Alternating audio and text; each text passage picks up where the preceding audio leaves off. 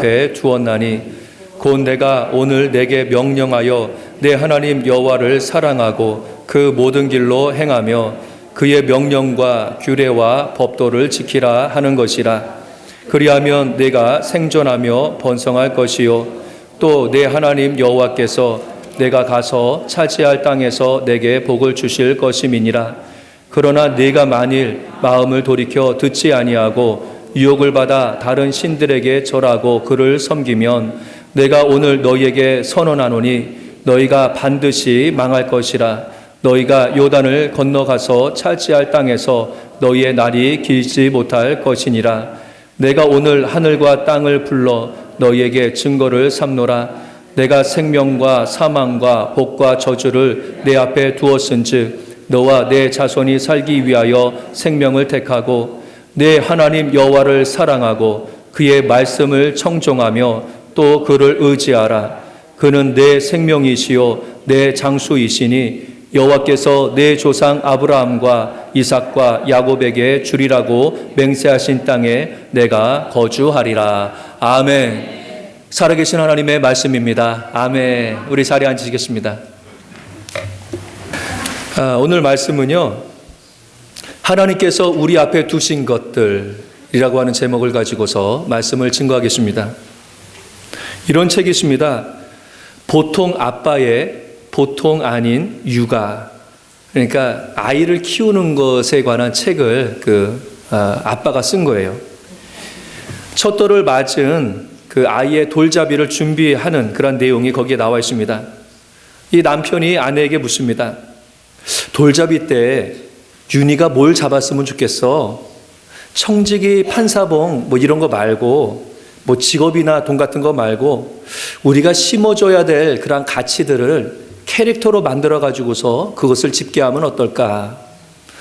그래서 그 생각을 가지고서 이 두 부부가 아이에게 심어주고 싶은 그런 가치를 상징하는 캐릭터를 6개를 만들었어요. 첫 번째, 슈퍼맨. 뭘 상징하는 거겠어요? 파워. 근데 그분은 이제 저스티스, 정의. 또 휴머. 그래서 누구 캐릭터로 만들었냐라고 하면 개그맨 유재석. 그리고 건강. 뭘 만들었냐면 뭘 했냐고 하면요, 에너자이저 배럴이 있죠. 그거. 그리고 성실은 박지성 선수. 그리고 인격은 고 김대중 대통령. 또 창의는 스티븐 잡스. 그래서 그렇게 캐릭터를 만들어 가지고서 이제 준비를 하는 거예요. 그러면서 아내에게 남편이 묻습니다. 윤희가 뭘 잡았으면 좋겠어요, 뭐. 그랬더니 그 아내가 얘기해요. 참 어려운데요. 뭐 하나 뺄 게 없네요. 그랬더니 그러면서 이렇게 생각하는, 그렇게 아이디어를 내는 거야. 그러면 아무거나 잡아도 다 줄줄이 따라오도록 안 보이는 줄로 다 묶어두면 어떨까? 다 따라오도록. 이게 부모님의 마음이 아닐까요? 그렇죠? 자녀가 성장하면서 세상에서 잘 되고 또 세상에서 좋은 것들을 충분히 또 누리면서 살아가기를 원하는 마음이 사실 부모들의 마음일 겁니다. 그런데 이 마음은요, 가나안 땅에 곧 들어가기를 기다리고 있는 그 이스라엘을 바라보시는 하나님의 마음이기도 했어요. 모세는 이스라엘 백성들이 40년간의 광야 생활을 마치고 가나안 땅에 들어가기 직전에요, 이스라엘 사람들을 모아놓습니다. 그리고서 하나님의 말씀을 그들에게 전합니다. 그들에게 전할 때 오늘 말씀을 보게 되니까 가나안 땅에 그들이 들어갈 때에 그들 앞에 놓여 있는 것들에 대해서 이야기하고 있어요. 너희들이 이러한 것들을 만나게 될 것이다. 이러한 것들이 네 앞에 놓여 있다. 모세는 그동안 이스라엘 백성들에게 가나안 땅은 하나님께서 약속하신 젖과 꿀이 흐르는 땅이다. 이렇게 이야기를 했거든요. 이스라엘 백성들은 아마 그 이야기를 들으면서 이러한 생각을 했을 거예요. 그 가나안 땅에만 들어가게 되어지면 우리가 풍요로운 삶을 마음껏 살 수 있을 것이다. 이렇게 생각했을 겁니다.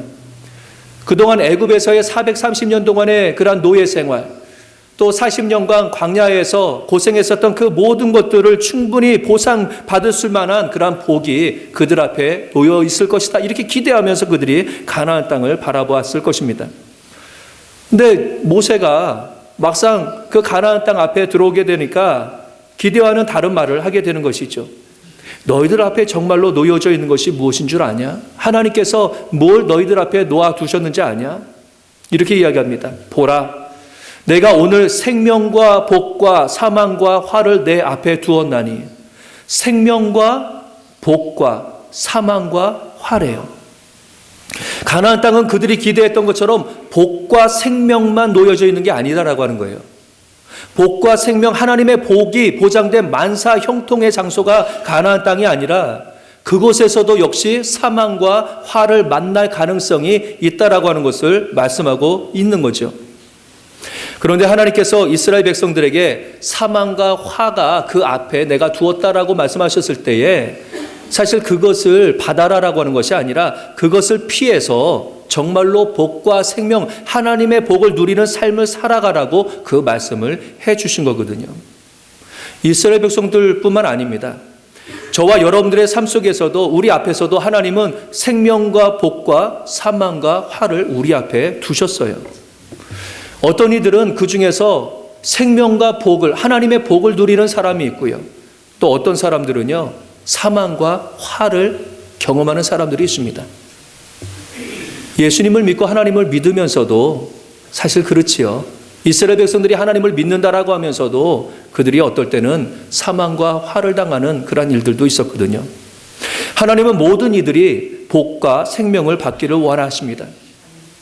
그런데 그 방법을 사람들이 알지 못하고 때로는 그 방법을 알아도 그대로 실천하지 못하기 때문에 저주와 화 가운데서 살아갈 때가 있지요. 그래서 오늘 말씀을 통해서요, 하나님께서 우리에게 복과 생명, 바로 이 복을 주시기 또 누리기 하기 위해서 어떤 방법을 주셨는지 우리가 그것을 좀 살펴보기를 원하는 것이죠. 어떻게 하면 하나님께서 준비하신 복, 풍요와 또한 생명을 누릴 수 있느냐? 오늘 말씀 20절에 명확하게 나와 있어요. 모세는 이스라엘 백성들이 가나안 땅에서 생존하고 번성하고 복을 받기 위해서는 이렇게 해야 된다. 세 가지를 말씀하고 있습니다. 첫 번째는 사랑하라. 두 번째는 청종하라. 세 번째는 의지하라. 한번 첫 번째요, 사랑하라. 두 번째요, 청종하라. 세 번째요, 의지하라. 먼저 하나님은 하나님의 복을 받고 사는 그러한 삶은 하나님 여호와를 사랑하는 것이다 말씀하십니다. 사람들이 복을 받지 못하는 이유 중에서 하나가 사랑하지 않아서가 아니라 사랑하지 말아야 할 대상의 마음을 빼앗기고 엉뚱한 것을 사랑하기 때문에 그렇습니다. 가나안 원주민들은 이미 젖과 꿀이 흐르는 그 땅에 살았어요. 그런데도 하나님의 복을 누리지 못하고 쫓겨나는 이유는 무엇이냐라고 하면 하나님을 사랑해야 되는데 하나님을 사랑한 것이 아니라 우상을 만들어 놓고 그것을 사랑하며 섬기는 일들 때문에 그들이 쫓겨나게 된 것이죠. 하나님을 사랑한다라고 하는 것은 하나님이 복의 근원이시다라고 하는 그런 믿음의 고백입니다. 하나님께서 나에게 생명을 주시고 복을 주시는 분이다라고 하는 그 믿음이 있으면요, 하나님 사랑하지 말라고 해도 하나님을 사랑하게 되는 거예요. 이것을 믿지 못하면 하나님이 아닌 다른 것들을 사랑하면서 살아가게 됩니다. 돈이 나의 복이고 나의 생명이다 이렇게 믿는 이들은요, 돈이 없으면 못 산다고 그렇게 믿고 살아요. 사람을 사랑하거나 배우자라든가 자녀들 너무 사랑해서 사랑하게 되면 그들이 없으면 죽을 것 같다 이렇게 이야기들을 하게 되어지죠. 근데 실상 그렇습니까? 그렇지 않죠. 없어도 살 수 있어요. 막상 그런 것들이 없어지면 좀 힘들긴 하지만 그래도 살아갈 수가 있죠. 근본적으로 물질, 사람은 우리에게 복과 또한 생명을 주는 주체가 아니기 때문에 그래요. 그거 없으면 못 살 것 같다 이런 생각을 가지지 말아야 되는 거죠. 하지만 하나님이 없으면 사실 죽는 거예요. 왜냐라고 하면 우리에게 진정으로 복과 생명을 주시는 그 주체가 누구냐? 하나님이기 때문에 그렇습니다. 그래서 모세는요, 가나안 땅에 들어갈 때에 다른 것 말고 하나님 사랑해라 이것을 아주 강조합니다. 그래서 신명기 6장에 보게 되어지면 하나님을 어떻게 사랑해야 되는지 그 방법 이것도 알려주고 계시거든요. 너는 마음을 다하고 또 뜻을 다하고 힘을 다하여 내 하나님 여호와를 사랑하라. 하나님은 우리가 적당히 사랑해야 될 그런 분이 아닙니다. 시간이 되고 여유가 있으면 사랑하고 좀 바쁘고 힘들면 뒷전으로 밀어버리는 그러한 분이 하나님이 아니다라고 하는 겁니다. 하나님은 우리가 마음과 뜻과 힘을 다하여서 사랑할 분입니다. 그 이유 중에서 하나가 무엇이냐라고 하면 하나님께서 저와 여러분들을 그렇게 사랑해 주셨기 때문에 그래요. 하나님은 저와 여러분들을 적당하게 사랑하지 않으셨습니다. 자신의 독생자 예수 그리스도를 죽이기까지 하나님께서는 하나님의 마음과 뜻과 힘을 다하여서 죄인된 저와 여러분들을 사랑하신 줄로 믿습니다. 아멘. 예수님은 요한복음 10장 11절에 나는 선한 목자라 선한 목자는 양들을 위하여 목숨을 버리거니와 이렇게 말씀하고 있습니다. 목자가 양들을 위해서 목숨을 버릴 단 한 가지 이유가 있어요. 뭐냐? 양들을 사랑하기 때문에. 목자 대신 예수님은 십자가 위에서 양된 저와 여러분들을 위해서 죽으심으로 하나님의 사랑을 확증하신 줄로 믿습니다. 아멘. 어떻게 보게 되면 나를 사랑해서 목숨까지 바치신 주신 그러한 분, 이분을 사랑하는 거 당연한 거지요. 그분을 사랑하는 거 당연한 일인데 당연한 일을 하는 하나님을 사랑하는 그러한 자들에게 하나님께서 복과 생명까지 주신다라고 하는 거니까 이게 사실은 너무 감사한 일이죠. 이건 하나님의 전적인 은혜가 되는 것이죠. 하나님은 우리가 하나님을 사랑하기를 우리의 모든 것을 다 드려 심지어 생명까지 드려서 사랑해야 될 분인 줄로 믿습니다. 아멘. 그리고 그렇게 하는 자들에게요 하나님은 더욱더 사랑해 주시고 하나님의 복을 우리에게 주시는 거지요. 그래서 첫 번째 하나님 사랑하라고 하는 거예요. 하나님 다른 거 사랑하는 것보다 여호와 사랑하기를 힘써야 되는 거죠. 두 번째로는요 하나님의 말씀을 청종하라라고 하는 겁니다. 하나님의 말씀을 청종하라. 여러분들은 누구 좋아하세요? 자신의 말을 잘 들어주는 사람이 좋습니까? 아니면 사사건건 이거 해 저거 해 그러면서 간섭하는 사람을 좋아하십니까?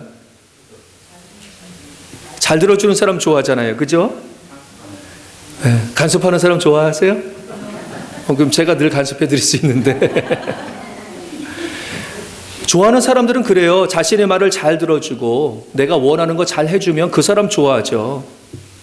근데 사람이 우상을 만드는 이유도 그거예요. 우상은 말할 수 없거든요. 그러니까 그 우상 만들어 놓고 그 앞에서 나는 이걸 원해 저걸 원해 소원 빌어 놓고 제사 드리면서 이야기를 하는 거죠. 그러면 그 우상이 그 말 듣고서 들어준다. 이러한 믿음 때문에 사람들이 우상 만들고 뭐 이런 거거든요. 그런 면으로 볼 때 하나님은 외면당하시는 것이 당연해요. 그렇죠? 하나님께서는 사람의 소리를 물론 들어주십니다. 우리의 기도하는 소리, 신음소리라도 들어주시는데 그런데 하나님께서는 동시에 우리를 향해서 지속적으로 말씀하십니다. 지속적으로 말씀하시고 우리는 그분의 말씀을 계속 청정해야 되는 그러한 존재지요. 그럼에도 불구하고서 그렇게 잔소리하시면 인기가 없음에도 불구하고서 왜 하나님께서 그렇게 계속 우리에게 말씀하시느냐? 하나님의 말씀 속에 복이 있고 그 말씀 속에 생명이 있기 때문에 그러는 거예요. 그렇기 때문에 하나님께서는 우리에게 계속 말씀을 하고 계시는 거거든요. 모세는 16절에 하나님의 명령과 규례와 법도를 지켜라 말씀합니다. 명령과 규례, 법도 다 하나님의 말씀을 이야기하거든요. 명령. 하나님의 말씀을 명령으로 들어야 됩니다. 명령이라고 하는 것은 강제성을 가지고 있어요. 상사가 아니면 왕, 주인이 그 밑에 있는 사람에게 하는 말이 명령이 되는 거거든요. 하나님의 말씀을 명령어로 들을 때에 그 말씀을 지킬 수가 있는 거죠. 또 규례를 이야기하고 있습니다. 규례는 법령을 이야기해요. 그러니까 법을 이야기합니다. 기록된 법들. 그러니까 하나님의 말씀을 내 삶의 법으로 여길 때에 그 말씀을 지킬 수가 있어요. 그리고 마지막으로는 법도라고 이야기하는데 이것은 재판장이 판결하는 판결을 의미합니다. 내 삶의 재판장이 내 자신이 아니다라고 하는 겁니다. 옳고 그름을 내가 스스로 판단해서 살아가는 것이 아니라 하나님의 말씀이 내 삶의 판단이 되어진다. 하나님이 재판장이 되신다라고 하는 그 믿음을 가지고서 살아갈 때에 하나님의 말씀을 청정할 수 있고 지킬 수가 있는 것이죠. 그래서 모세는 하나님의 명령과 규례와 법도를 지켜라 이렇게 말씀하고 있습니다. 근데 지키라라고 했을 때에 그 히브리어가 샤마르라고 하는 단어를 쓰는데요. 이것의 본래 의미는요, 둘레의 가시로 울타리를 치다라고 하는 의미가 있어요. 가시로 울타리를 쳐서 그 안에 있는 것을 잘 지키고 보호하는 것을 의미를 하는 겁니다. 그러니까 하나님의 말씀을 지킨다라고 했을 때에 하나님의 말씀을 소중하게 여기고 다른 것으로부터 그것을 잘 보호해서 지킨다라고 하는 의미가 바로 여기에 있지요. 예수님께서 누가복음 8장 11절 12절에 보게 되어지면 씨 뿌리는 자의 비유를 말씀하시면서 농부가 씨를 뿌릴 때에 더러 새가 와서 그 길가에 있는 그러한 씨를 먹었다라고 하는 그러한 비유를 말씀해 주세요. 그러면서 그것을 해석해 주는데 이렇게 해석해 주시거든요. 이 비유는 이러하니라. 씨는 하나님의 뭐예요? 말씀. 씨는 하나님의 말씀이요. 길가에 있다는 것은 말씀을 들은 자니 이에 마귀가 가서 그들을 믿어 구원을 얻지 못하게 하려고 그 말씀을 그 마음에서 빼앗은 것이요. 말씀합니다. 하나님의 말씀의 소중함을 아는 존재가 또 있지요. 마귀예요. 마귀는 하나님의 말씀이 복이고 생명이다라고 하는 것을 너무나 잘 알고 있습니다. 그렇기 때문에 사람이 하나님께서 주시는 복과 생명을 누리지 못하도록 하나님의 말씀이 떨어질 때에 그 마음에 떨어지지 못하게 하고, 떨어지면 그것을 그냥 먹어버리는 거예요. 낚아채 버리는 겁니다. 하나님의 말씀이 역사하지 못하도록 그렇게 하는 거거든요. 하나님의 말씀을 청정하는 사람들은요, 그 말씀의 가치를 알아요. 그래서 울타리를 치고 그 말씀을 잘 지켜내야 되는 그런 과제가 있습니다. 악한 마귀가 그 말씀을 낚아채지 못하도록 그걸 지켜야 돼요. 내 감정과 생각이 하나님 말씀보다 앞서는 것, 이것 되지 않도록 하나님의 말씀, 바로 그것을 앞세우면서 살아야 되는 것이죠. 마음의 밭에 하나님의 말씀을 잘 간직하고 잘 지켜나갈 때에 그 말씀이 뿌리를 내리게 되고 줄기가 올라오게 되어지고 또 말씀의 열매를 맺는 그러한 복된 삶을 살아가게 되는 줄로 믿습니다. 아멘. 지켜야 돼요. 그래서 모세는요, 하나님의 말씀을 어떻게 대해야 되느냐? 하나님의 말씀을 마음에 새겨라. 또 미간에 척 붙여라. 또한 집 문설주와 바깥문에 그것을 기록해서 붙여라. 이렇게 이야기합니다.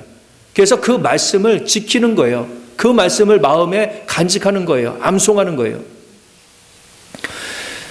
우리가 학생 때에 시험 볼 때 어떻게 합니까?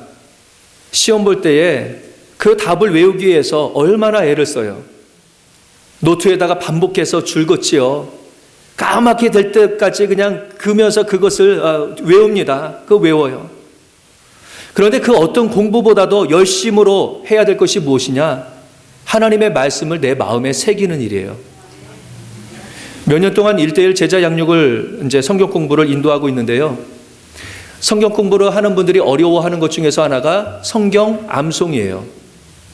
일주일에 2구절을 외워야 되는데 그 암송하기 위해서 많은 노력을 하십니다. 어떤 분은 잘 안 외워지니까 그 구절을 10번씩 노트에다가 그냥 계속 쓰셔서 가져오시는 분들도 계시고요.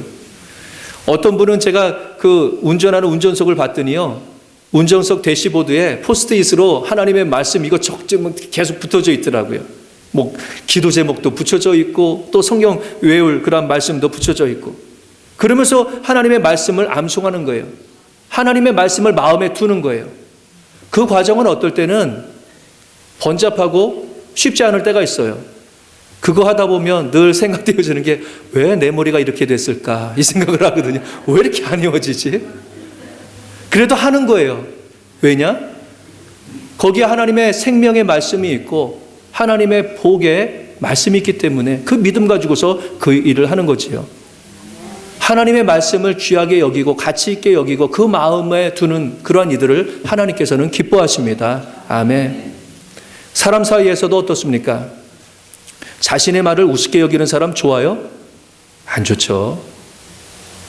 하나님께서 말씀하실 때에 그 말씀을 귀하게 여기고 경청하면서 그 말씀을 지켜 행하는 사람을 하나님께서는 기뻐하세요. 그 기쁘게 해드리는 그러한 사람에게 하나님께서는 또 하나님께서 준비하신 복과 또 삶을 허락해 주시는 줄로 믿습니다. 아멘. 그래서 하나님의 말씀을 귀하게 여기고요, 그 말씀을 청정해야 되는 거예요. 마지막으로 이야기하기를 하나님의 복을 받으며 또 생명 가운데서 사는 사람은요, 하나님을 의지하는 자라고 말씀하십니다.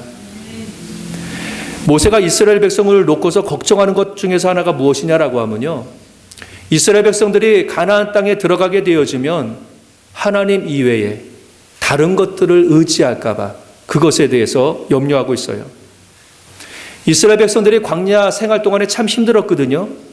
힘들었지만 유익되는 것 중에서 하나가 무엇이냐라고 하면 광야에서는 의지할 분이 딱 한 분밖에 없었다라고 하는 거예요. 하나님이요. 때로는 먹을 것이 없다고 하나님 앞에 불평하기는 했지만 결국 하나님밖에 의지할 분이 없었어요. 대적자들이 나타날 때도 그래요. 스스로 대적자를 물리칠 힘이 없으니까 하나님을 의지해서 기도하며 믿음 가지고서 싸우게 되어지는 것이죠. 근데 가나안 땅에 들어가게 되면 상황이 바뀌게 되어집니다. 하나님을 의지하는 것보다 눈에 의지할 것이 많이 보이게 되는 거예요. 하나님 만나 안 주셔도 먹을 거 스스로 작업할 수가 있어요. 농사 지어서 먹고 살 수가 있는 거예요. 광야 생활 동안 옷과 신발이 헤어지는 거, 이거 걱정되었었는데, 그런데 가나안 땅에 들어가게 되면 문제가 안 되는 거예요. 그냥 신발 만들고 또 옷 지어 입으면 되거든요. 심지어 가나안 땅에 들어가게 되어지면 자신들이 필요하면 신도 만들어서 그것을 섬기면 될 수 있는 거예요. 신까지 그들이 만들 수 있는 그러한 곳이 가나안 땅이거든요. 그러니까 하나님을 버릴 수 있을 만한 가능성, 하나님을 의지하지 않을 만한 가능성이 너무나 많은 거예요. 이것이 오늘날 풍요를 살아가고 있는 저와 여러분들에게 경계가 되어야 될 그런 내용이기도 합니다. 오늘날 우리의 삶 속에서는요, 하나님 말고도 의지할 만한 것이 많아 보입니다. 어떨 때는 내 스스로의 능력으로도 충분히 살아갈 수 있을 것 같은 그러한 생각, 이러한 생각이 들게 되어지죠.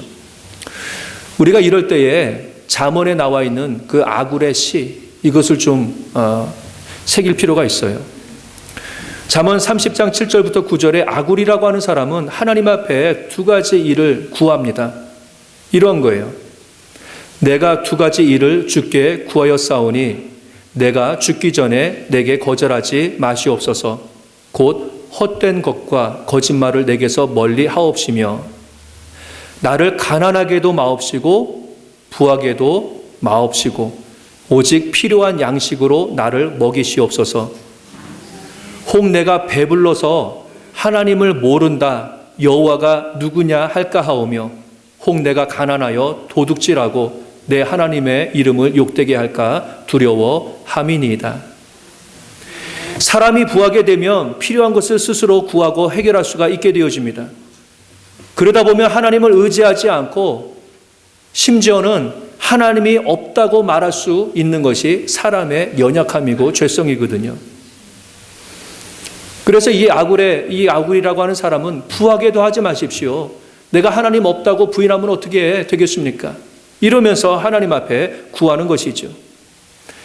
하나님의 복과 생명은요, 하나님을 의지하는 자에게 주어집니다. 어떠한 경우에도. 영어로 보게 되어지면 hold fast라고 적혀져 있어요. 그러니까 꽉 붙잡으라라고 하는 거예요. 의지하다라고 하는 것은 꽉 붙잡아라. 사람들은 자신이 의지하는 존재를 붙잡고서 살지요. 돈을 의지하는 사람은 그냥 돈 붙잡고서 살아요. 사람을 의지하는 사람은 그 사람을 붙잡고서 삽니다.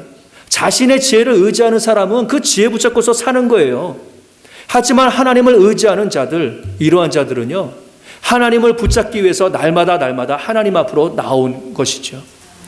하나님의 복을 받는 이들은요, 눈에 보이는 세상의 것을 의지하기 위해서 쫓아가는 자들이 아니라 하나님을 붙잡기 위해 늘 하나님 앞에 나와서 기도하고 예배하고 주의 말씀으로 가까이 나가는 그러한 이들이 되는 줄로 믿습니다. 아멘. 그래서 하나님을 꽉 붙잡는 이들, 하나님을 의지하는 이들, 이러한 이들에게 하나님께서 복과 생명을 주시는 거예요. 말씀을 정리합니다. 모세는 가나안 땅을 젖과 꿀이 흐르는 땅이라고 소개했지만 그곳에서는 하나님께서 주시는 복뿐만 아니라 저주와 멸망도 놓여 있음을 모세는 경고하고 있습니다. 참 아이러니하게도요, 이스라엘 백성들이요, 가나안 땅에서 복과 풍요, 이것을 추구하면서 살아갈 때는 어떻게 됐는 줄 아세요? 도리어 하나님의 저주와 멸망이 그들에게 임했습니다. 그러니까 하나님의 복은요, 내가 생각하는 그 복을 추구하면서 살아가는 그러한 이들에게 주어지는 것이 하나님의 복이 아니에요. 하나님의 복은 복을 추구하는 사람에게 주어지는 것이 아니라 하나님 자체를 추구하는 이들에게 주어지는 겁니다. 하나님의 복은요, 복을 받기 위해서 하나님을 사랑하는 사람이 아니라 마음과 힘과 생명을 다해서 전심으로 하나님을 사랑하는 자들에게 주어지는 것입니다. 그냥 주어지는 거예요.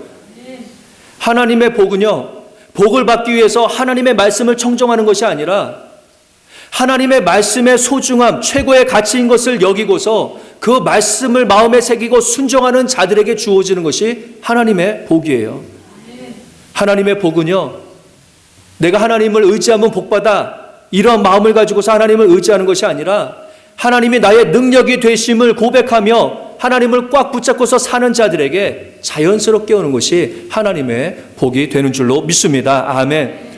그러니까 우리가 가나안 땅에 있든지 애굽 땅에 있든지 광야에 있든지 사실 그것은 그렇게 중요하지 않아요.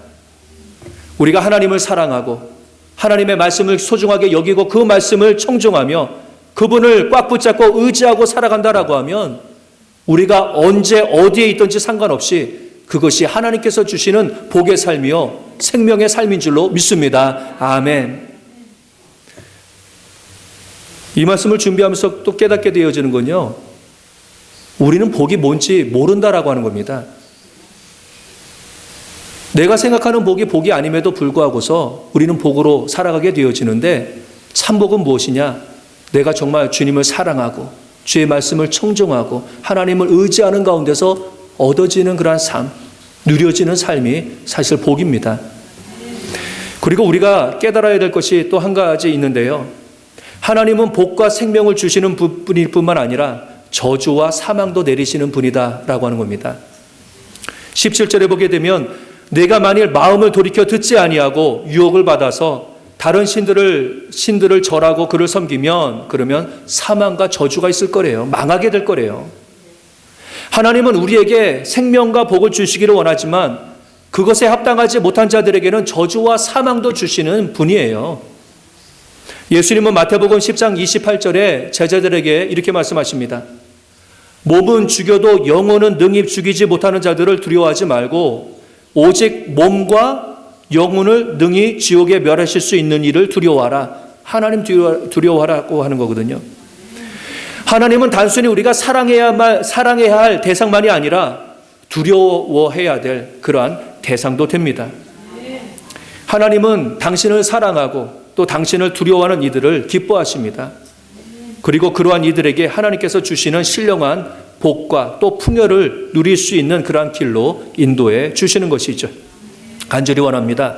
우리 모두가 하나님께서 두신 복과 생명을 누리기에 합당한 그러한 삶을 잘 살아갈 수 있기를 주님의 이름으로 간절히 축원합니다. 아멘.